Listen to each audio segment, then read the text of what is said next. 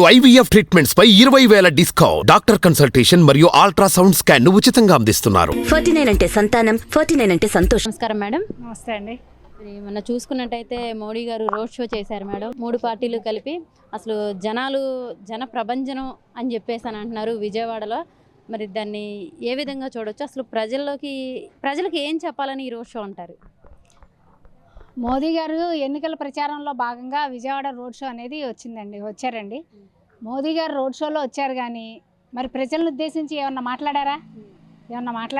ఏమన్నా చెప్పారా? కొత్తగా బీజేపీ నుంచి వచ్చే పథకాలు ఏమన్నా చెప్పారా? లేకపోతే బీజేపీ అమలు చేస్తున్న కూటమి మేనిఫెస్టోనే నా మేనిఫెస్టో, కూటమి చెప్పినటువంటి హామీలన్నిటినీ అమలు చేస్తాము, ఇలాంటి వాగ్దానాలు ఏమీ చేయలేదు. వారు వచ్చి ఎన్నికల ప్రచారంలో భాగంగా రోడ్ షోకి రావడం జరిగింది. దానికి కూడా జనాల్ని డబ్బులు ఇచ్చి తరలిచ్చి బారికేడ్లు అన్నీ పెట్టి బారికేడ్లలో నుంచోబెట్టి మోడీ గారి కోసం అనే చెప్పి ఆ రంగు వేసి అక్కడ నుంచోబెట్టడం అనేది జరిగింది తప్పించి ఇది రోడ్ షో లాగానే ఉంది. కానీ దీంట్లో వచ్చిన వాళ్ళు ఎవరు ఓట్లు వేసేవాళ్ళు కాదు.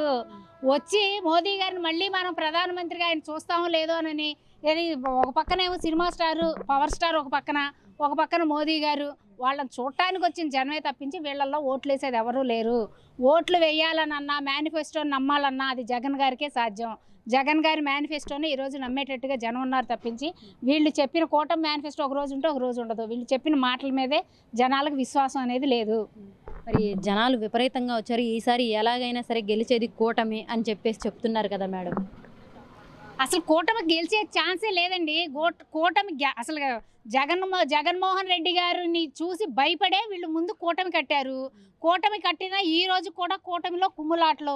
ఒక్క అభ్యర్థి కూడా సరిగా మేము కరెక్ట్గా ఈ కూటమికి పనిచేస్తున్నాం, లేకపోతే టీడీపీకి పనిచేస్తున్నాం, జనసేనకు పనిచేస్తున్నాం, బీజేపీకి పనిచేస్తున్నాం చెప్పిన వాళ్ళే లేరు. వాళ్ళకే ఇప్పటి వరకు సీట్లు సర్దుబాటే సరిగా కాలేదు. వాళ్ళు గెలిచేది ఎక్కడండి? వాళ్ళకి ప్రజలకు ఇచ్చిన ఒక్క వాగ్దానం కూడా, నిన్న చెప్పినటువంటి 3 సిలిండర్ల వాగ్దానాన్ని కూడా ఆడవాళ్ళు నమ్మే పరిస్థితుల్లో లేరు. అది కూడా వాళ్ళే ఏం చెప్తున్నారు?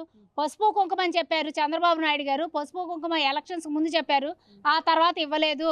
ఆ తర్వాత మేనిఫెస్టోలో కూడా తీసేశారు. కాబట్టి చంద్రబాబు నాయుడు మాటలు నమ్మే పరిస్థితి లేదు. వాళ్ళు 3 సిలిండర్లు వద్దు, చంద్రబాబు నాయుడు వద్దని చెప్తున్నారండి. మరి ఇంకా 2-3 రోజులే ఉన్నాయండి ఈ ఎలక్షన్స్. అసలు జగన్ గారు కూడా చాలా ప్రశాంతంగా ఈసారి మా పార్టీ అంటే ఆయనే సీఎంగా ప్రమాణ స్వీకారం చేయబోతున్నాను విశాఖపట్నంలో అని కూడా చాలా ధీమాగా చెప్తున్నారు. ఎందుకంటారు అసలు జగన్మోహన్ రెడ్డి గారికి అంత ధీమా? అంటే ప్రజలనే నమ్ముతారు, అంటే దేవుణ్ణి నమ్ముతాను ప్రజలే నాకు అని చెప్పేసి అని అంటున్నారు. మరి ఎలా చూడొచ్చండి ప్రజలంతా దీన్ని? అండి, గెలిచే వాళ్ళకి ధైర్యం ఉంటుంది, నిజాయితీ ఉన్న వాళ్ళకి దమ్ము ఉంటుంది. ఆ ఇదితోనే జగన్మోహన్ రెడ్డి గారు ప్రతి మాట చెప్తా ఉన్నారు. ఈరోజు మీరు 2 రోజుల్లో ఎలక్షన్స్ ఉన్నాయి. ఇప్పటికే ఆల్రెడీ పోస్టల్ బ్యాలెట్ ఓటింగ్ అయిపోయింది.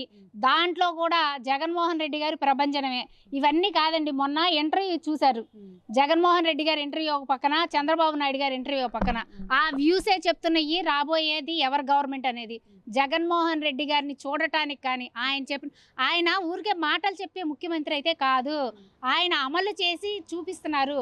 ఇంటి వద్దకే పాలన, ఇంటి వద్దకే ప్రభుత్వ సౌకర్యాలన్నింటినీ, అన్ని పౌర సేవలన్నింటినీ ఇంటి వద్దకే తీసుకొచ్చి, అవ్వాతాతలు తీసుకొచ్చి, వాలంటరీ వ్యవస్థ తీసుకొచ్చి వాళ్ళకి చేశారు. కాబట్టి ఖచ్చితంగా జగన్మోహన్ రెడ్డి గారికి ఆ ధైర్యం ఉంటుంది. 175 సీట్స్ మేము కొట్టడం ఖాయం.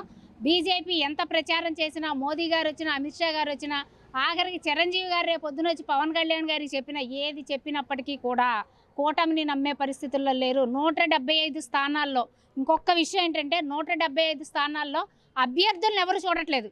175 స్థానాల్లో జగన్మోహన్ రెడ్డి గారిని చూస్తున్నారు. జగన్మోహన్ రెడ్డి గారిని చూసి ఆయనకే ఓటేస్తారు, ఆయన్నే గెలిపిస్తారు.